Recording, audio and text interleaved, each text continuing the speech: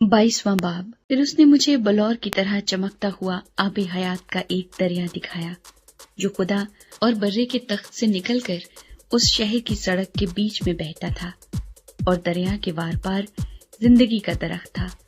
उसमें 12 किस्म के फल आते थे और हर महीने में फलता था, और उस दरख्त के पत्तों से कौमों को शिफा होती थी। और फिर लानत न होगी, और खुदा और बर्रे का तख्त उस शहर में होगा, और उसके बंदे उसकी इबादत करेंगे, और वो उसका मुंह देखेंगे, और उसका नाम उनके माथों पर लिखा हुआ होगा। और फिर रात न होगी, और वो चिराग और सूरज की रोशनी के मोहताज न होंगे, क्योंकि खुदावंद खुदा उनको रोशन करेगा, और वो अब्दुल-आबाद बादशाही करेंगे। आमद सानी। फिर उसने मुझसे कहा, ये बातें सच और बरहक हैं। चुनाचे खुदावंद ने, जो नबियों की रूहों का खुदा है, अपने फरिश्ते को इसलिए भेजा कि अपने बंदों को वो बातें दिखाए जिनका जल्द होना जरूर है। और देख, मैं जल्द आने वाला हूँ। मुबारक है वो जो इस किताब की नबूवत की बातों पर अमल करता है। मैं वही यूहन्ना हूँ जो इन बातों को सुनता और देखता था। और जब मैंने सुना और देखा, तो जिस फरिश्ते ने मुझे ये बातें दिखाई, मैं उसके पांव पर सिजदा करने को गिरा। उसने मुझसे कहा, खबरदार, ऐसा न कर। मैं भी तेरा और तेरे भाई नबियों और इस किताब की बातों पर अमल करने वालों का हम खिदमत हूँ। खुदा ही को सिजदा कर।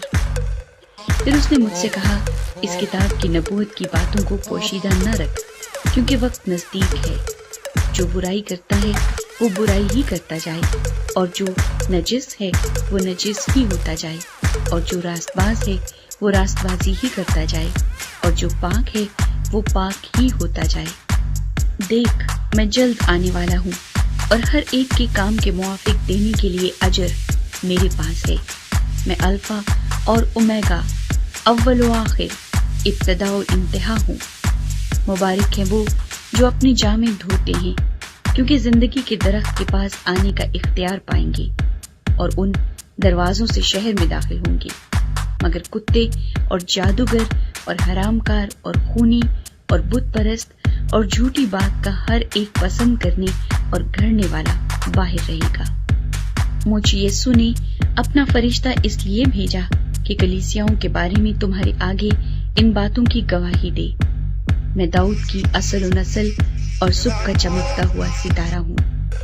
और रूह और दुल्हन कहती है, आ, और सुनने वाला भी कहे, आ, और जो प्यासा हो वो आए, और जो कोई चाहे आबे हयात मुफ्त ले। इख्तितामी कलमात।